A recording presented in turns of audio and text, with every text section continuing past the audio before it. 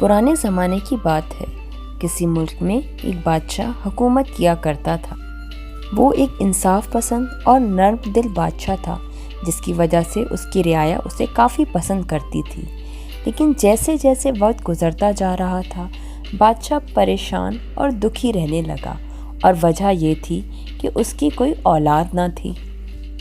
वो हर किस्म के तबीबों के पास भी गया और उसने 7 शादियां भी कर ली, लेकिन कोई अफाका ना हुआ। वो इतना मायूस हो चुका था कि उसने अपनी बादशाहत को तर्क करके गली कूचों में रहने लगा। कोई भी उसे पहचान नहीं पाता था कि ये एक बादशाह है। उसे किसी चीज़ से कोई गर्ज नहीं थी। जो कुछ खाने को मिलता खा लेता, जहाँ उसे रहने को जगह मिलती वहाँ पे रह लेता था। अक्सर रातें तो वो सड़कों पर गुजारता था।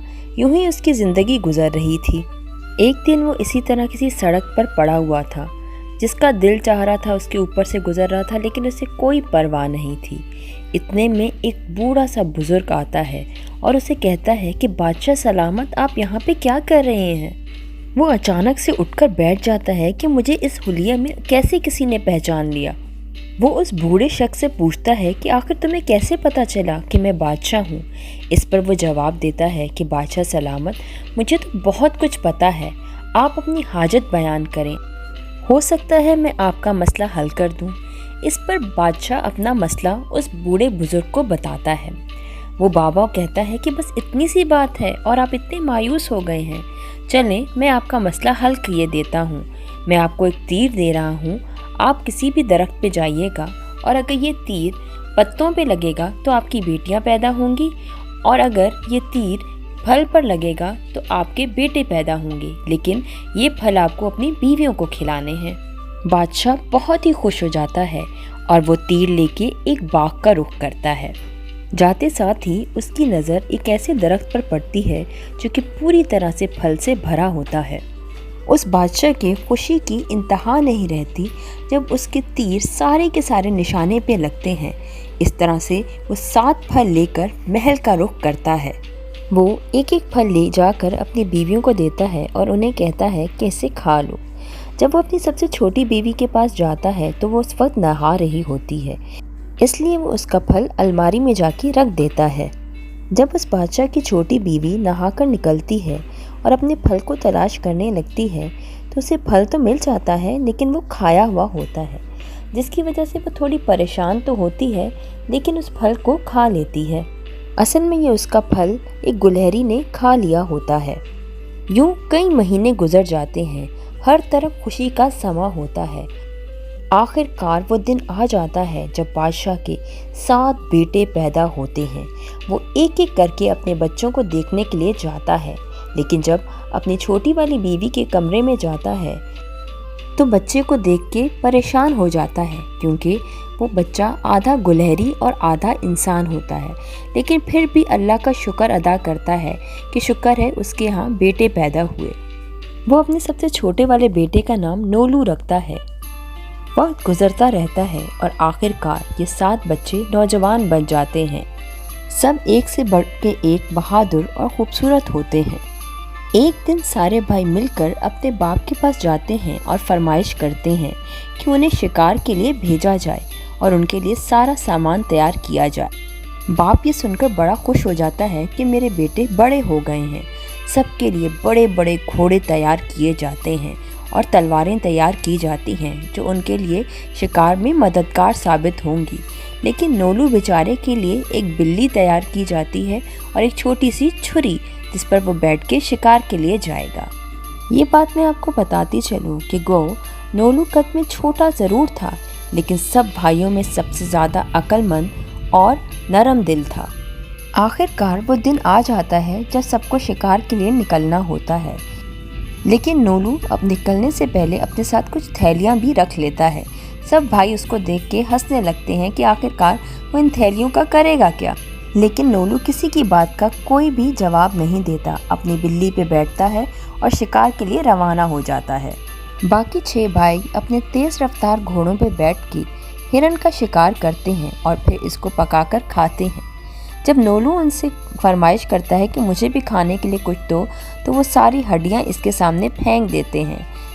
नोलू अपने भाइयों को कुछ कहता तो नहीं है, लेकिन उन हड्डियों को जो थैले लेकर आया होता है उसमें भर देता है। फिर नोलू के भाइयों को कुछ मीठा खाने को दिल चाह रहा होता है, तो वो नोलू को दरख्त पर चढ़ा देते हैं। जब उनका पेट भर जाता है तो बगैर नोलू को बताए वहाँ से रवाना हो जाते हैं। जब नोलू दरख्त से नीचे उतरता है तो देखता है कि उसके भाइयों ने सिर्फ गुठलियों के अलावा इसके लिए कुछ भी नहीं रखा, जिस पे वो थोड़ा सा मायूस हो जाता है और इन गुठलियों को भी उन थैलियों में डाल देता है और अपने भाइयों का पीछा करने लगता है। अब इसके भाइयों को प्यास लगती है तो इसे एक कुएं में डाल देते हैं। वो इनको भर भर के पानी की बाल्टियां देता है, लेकिन इसको निकालने के बजाय वो इसे छोड़कर वहीं चले जाते हैं। कई घंटे नोलू बेचारा उसी कुएं में बैठा रहता है। आखिरकार वहाँ से एक काफले का गुजर होता है।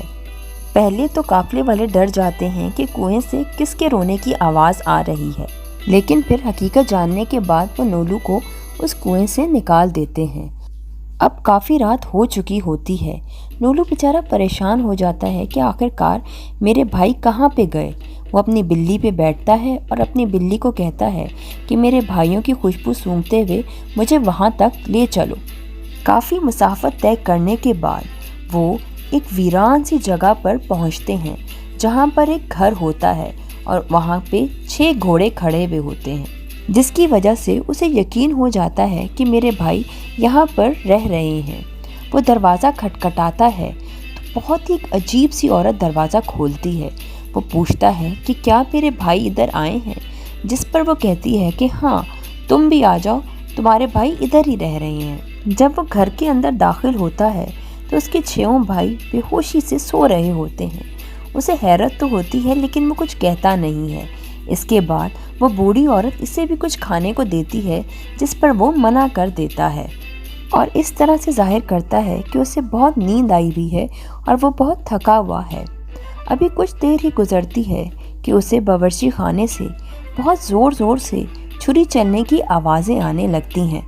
उसे यकीन हो जाता है कि यकीनन जो ये छुरी तेज़ कर रही है, इसका इरादा कुछ ठीक नहीं है।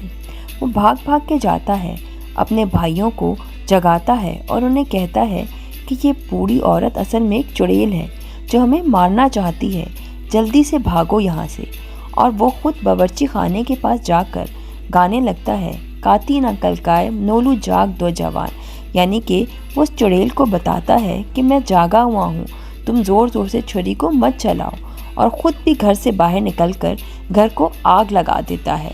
थोड़ी ही देर में वो घर जल के भस्म हो जाता है और वो बूढ़ी औरत जलने के बाद एक काले सिक्के में बदल जाती है, जिसको नोलू अपने थैले में डाल देता है। वो इर्द गिर्द नज़र दौड़ाता है तो उसे अपने भाई नज़र नहीं आते। वो बहुत ही मायूस हो जाता है, लेकिन हिम्मत नहीं हारता। अपनी बिल्ली पे बैठता है और वापसी का सफ़र इख्तियार करता है। नोलू के भाई अपने तेज़ रफ्तार घोड़ों पर बैठकर कुछ ही घंटों में महल पहुंच जाते हैं और महल पहुंचते साथ ही नोलू की ढेर सारी शिकायतें अपने बाप को लगाते हैं कि पूरा रास्ता नोलू ने किस तरह से खुदगर्जी से काम लिया और इन्हें कुछ खाने के लिए भी नहीं दिया। ये सुनकर बादशाह बहुत ही ज़्यादा गुस्से में आ जाता है और कहता है कि वह जैसे ही महल में दाखिल होगा मैं उसे जूतियों से मारूंगा। नोलू बेचारा कई दिनों की मुसाफत तय करने के बाद महल पहुंचता है, लेकिन जैसे ही महल पहुंचता है और देखता है कि कोई भी उसे देखकर खुश नहीं हुआ, तो समझ जाता है कि उसकी शिकायतें लगाई गई हैं। हत्ता कि उसका बाप भी बहुत गुस्से में नज़र आता है। वो अपने बाप को देखकर कहता है कि पहले आप मेरी बात सुन लीजिएगा, फिर आप जो फैसला करें मुझे मंजूर है। वो सारी थैलियाँ अपने बाप के सामने पेश कर देता है, जिसमें हड्डियाँ, गुठलियाँ और चुड़ैल का सिक्का होता है। बाप देखते साथ ही बात को समझ जाता है, क्योंकि जानता है कि इसके बड़े भाई किस तरह के हैं। बड़े भाइयों की खूब शामत आती है और नोलू को कुछ कहा नहीं जाता। कुछ ही दिनों के बाद माहौल ठीक हो जाता है। अब बादशाह को एहसास होता है कि मेरे बेटे बड़े हो गए हैं, इनकी शादियां करवाई जाएं। बादशाह अपने बेटों को हुक्म देता है कि तुम लोगों का तीर जिस भी महल में लगेगा وہاں پر جو بھی شہزادی ہوگی میں تمہاری شادی وہیں کروا دوں گا۔ سارے شہزادوں کے نشانے اپنی من پسند شہزادیوں کے محلوں میں جا کے لگتے ہیں، لیکن یہاں پر بھی بیچارے نولو کی قسمت اس کا ساتھ نہیں دیتی۔ اس کا تیر ایک جنگل میں جا کے لگتا ہے اور جنگل میں بھی ایک باندری کے اوپر۔ نولو کو اپنی قسمت پر رونا تو بہت آتا ہے، لیکن وہ جانتا تھا کہ وہ آدھا انسان اور آدھا گلہری ہے، اس سے کون شادی کرے گا، اس لیے وہ باندری کے ساتھ شادی کرنے کے لیے تیار ہو جاتا ہے۔ ہر کوئی نولو کی قسمت پر ہنس ہی رہا ہوتا ہے اور اس کے بھائی تو بہت ہی زیادہ خوش ہو جاتے ہیں، پر نولو لوگوں کی پرواہ کیے بغیر اس باندری کو اپنے محل لے آتا ہے۔ کچھ عرصے بعد بادشاہ اپنے سارے بیٹوں کو بلاتا ہے اور کہتا ہے کہ میں دیکھنا چاہتا ہوں کہ تم لوگوں کی بیویوں میں سب سے زیادہ ہنرمند کون ہے۔ جس کی بیوی سب سے زیادہ ہنرمند ہوگی اس کو میں بادشاہ کے لیے نامزد کر دوں گا۔ نولو بیچارہ یہ سنتے ہی بہت پریشان ہوتا ہے اور اپنے کمرے میں جا کر اوندھی منجی کر کے سو جاتا ہے، یعنی الٹا پلنگ کر کے سو جاتا ہے۔ جب باندری آتی ہے اور پوچھتی ہے کہ نولو تم اتنے اداس کیوں ہو، تو وہ اسے وجہ بتاتا ہے۔ وجہ سن کر باندری اسے کہتی ہے کہ بس اتنی سی بات ہے، بس تم پریشان مت ہو، بادشاہ جو بھی حکم دیں گے ہم اسے پوری طرح سے کرنے کی کوشش کریں گے۔ سب سے پہلا حکم بادشاہ کھانا پکانے کا دیتا ہے کہ جس کا کھانا سب سے اچھا ہوگا وہ یہ مقابلہ جیت جائے گا۔ یہ بات سننی تھی کہ نولو پھر سے پریشان ہوتا ہے اور اپنے کمرے میں جا کے اوندھی منجی کر کے لیٹ جاتا ہے۔ باندری پھر سے آتی ہے، وجہ پوچھتی ہے کہ اب تم کیوں اتنے اداس ہو۔ نولو بتاتا ہے کہ بادشاہ سلامت نے کھانے کا مقابلہ کیا ہے اور تمہیں تو کچھ بنانا ہی نہیں آتا۔ اس پر باندری کہتی ہے کہ پریشان نہ ہو، مجھے دال بنانے کے لیے ساری چیزیں لا دو۔ سارے بھائیوں کی بیویاں اچھے اچھے کھانے پکاتی ہیں جس میں بریانی، قورمے ہوتے ہیں۔ نولو بڑا پریشان ہوتا ہے کہ دال کھا کے بھلا کون جیت سکتا ہے۔ جس دن مقابلہ ہوتا ہے پورے محل سے بہت ہی اچھی خوشبو آ رہی ہوتی ہے، سب کے کھانے باری باری لائے جاتے ہیں۔ سب سے آخر میں باندری کا کھانا لایا جاتا ہے۔ جیسے ہی بادشاہ وہ کھانا کھاتا ہے تو اپنی انگلیاں چاٹتا رہ جاتا ہے، اس نے اتنی مزے کی دال کبھی نہیں کھائی ہوتی ہے، تو ظاہر سی بات ہے یہ مقابلہ باندری جیت جاتی ہے۔ اس پر نولو بہت ہی زیادہ خوش ہو جاتا ہے۔ دوسرا مقابلہ کڑھائی کا ہوتا ہے کہ کس کی ہونے والی بیوی سب سے اچھی کڑھائی کرے گی۔ یہ سن کر پھر نولو اداس ہو جاتا ہے کہ باندری کو بھلا کہاں سے کڑھائی کرنی آئے گی۔ وہ اوندھی منجی کر کے سو جاتا ہے۔ باندری آتی ہے، پوچھتی ہے کیا ہوا، وہ وجہ بتاتا ہے تو اس پر اسے دلاسا دیتی ہے کہ پریشان مت ہو۔ جس دن مقابلے کا دن آتا ہے اس دن ہر ایک نے ایک سے بڑھ کر ایک اچھی کڑھائی کی ہوتی ہے، لیکن آخر میں یہ مقابلہ بھی باندری جیت جاتی ہے، جس پر نولو اور بھی زیادہ خوش ہو جاتا ہے۔ سب سے آخر میں خوبصورتی کا مقابلہ ہوتا ہے کہ کس کی منگیتر سب سے زیادہ خوبصورت ہے اور وہی بادشاہ بنے گا۔ اس پر پھر نولو اپنے کمرے میں آ کر اوندھی منجی کر کے سو جاتا ہے، کیونکہ اسے پتہ ہوتا ہے کہ میری ہونے والی بیوی ایک باندری ہے جو کہ سب سے زیادہ بدصورت ہے۔ باندری پھر آتی ہے، وجہ پوچھتی ہے تو وہ اسے دلاسا دیتی ہے کہ تم ہر دفعہ کیوں پریشان ہوتے ہو، اس دفعہ بھی مقابلہ ہم ہی جیتیں گے۔ جس دن مقابلے کا دن ہوتا ہے ساری خواتین بہت سج دھج رہی ہوتی ہیں۔ نولو کے بھائیوں کو پتہ ہوتا ہے کہ یہ مقابلہ تو ہم ہی جیتیں گے۔ نولو واپس اپنے کمرے میں آ جاتا ہے تو باندری اسے کہتی ہے میں نہانے جا رہی ہوں، تم یہاں سے چلے جاؤ، لیکن وہ کہتا ہے کہ میں دیکھوں تو آخر ماجرا کیا ہے۔ نولو باندری کو چھپ چھپ کے دیکھ رہا ہوتا ہے۔ اچانک سے باندری اپنی کھال اتارتی ہے اور ایک بہت ہی زیادہ خوبصورت شہزادی میں بن جاتی ہے۔ نولو اسے دیکھ کر دنگ ہی رہ جاتا ہے، لیکن یہ اس پر آشکار نہیں ہونے دیتا کہ وہ حقیقت جان گیا ہے۔ ساری شہزادیوں کی منہ دکھائی کی جاتی ہے، سب ایک سے بڑھ کر ایک حسین ہوتی ہیں، لیکن جب باندری اپنا پردہ ہٹاتی ہے تو سب دیکھ کر ہی دنگ رہ جاتے ہیں۔ انہوں نے آج تک اتنی خوبصورت شہزادی کبھی نہیں دیکھی تھی، اور یہ مقابلہ بھی نولو والے جیت جاتے ہیں۔ نولو بھاگ بھاگ کر حمام کا رخ کرتا ہے اور शहज़ादी की खाल को आग लगा देता है। शहज़ादी को जब पता चलता है कि मेरी खाल को नोलू ने आग लगा दी है तो वो गुस्से से महल छोड़कर चली जाती है। नोनू जान जाता है कि असल में वो एक बांदरी नहीं थी बल्कि एक परी थी। उसे अपनी गलती पर नदामत तो बहुत होती है, लेकिन वो बेचारा क्या करे, अब तो उससे गलती हो चुकी होती है। वो परी को बहुत ढूंढता है पर वो उसे कहीं पर भी नहीं मिलती है। वो आखिर उसे ढूंढते ढूंढते परिस्तान पहुंच जाता है। वहाँ पर उसकी मुलाकात एक और परी से होती है। वो उससे पूछता है कि क्या तुम्हें इस तरह की एक परी नज़र आई है। वो कहती है हाँ, लेकिन तुम्हें उस परी तक पहुँचने के लिए एक बहुत बड़े जिन का मुकाबला करना पड़ेगा। नोलू बेचारा कहता है कि मैं तो इतना छोटा सा हूँ, मैं कैसे उस बड़े जिन का मुकाबला करूँगा। परी कहती है परेशान ना हो, मैं तुम्हें एक डंडा देती हूँ और ये डंडा बहुत ही ज़्यादा ताकतवर है। तुम बड़ी आसानी से इस जिन को इस डंडे से मार देना और अपनी परी तक पहुँच जाना। ये सुनकर नोलू बहुत ही खुश हो जाता है और अपनी मसाफत तय करने लगता है। आखिरकार उसका मुकाबला उस जिन से हो जाता है, जिसे देखकर उसे बहुत ज़्यादा डर लगता है। वो जिन इसे कहता है मैं तुम्हें खा जाऊँगा। आखिर तुम इस जगह पर पहुँचे कैसे, तुम्हारा क्या मकसद है इस जगह पर आने का। वो उसे बताता है कि मैं अपनी परी को लेने आया हूँ। इस पर जिन ज़ोर ज़ोर से हंसने लगता है और कहता है कि अब तुम वापस ज़िंदा तो नहीं जा सकते, मैं तो तुम्हें ज़रूर खाऊंगा। वो जैसे ही उसे खाने के लिए अपना मुंह आगे करता है, नोलू रख के डंडा उसके सर पे मारता है। नोलू की ये जुर्रत देखकर जिन परेशान हो जाता है कि ये छोटा सा आदमी मुझे कैसे मार रहा है। वो और ज़्यादा गुस्से में आ जाता है और अपना मुंह फिर से आगे करता है तो नोलू वो ज़ोरदार डंडा उसकी आंख में दे मारता है और फिर उसको वो डंडे मुसलसल ही मारता जाता है। जिन बहुत ज़्यादा ज़ख्मी हो जाता है और उससे पूछता है कि तुम मेरी जान बख्शी कर दो, मैं तुम्हारा हर काम पूरा करूँगा। वो उसे कहता है कि मुझे बताओ परी किधर है।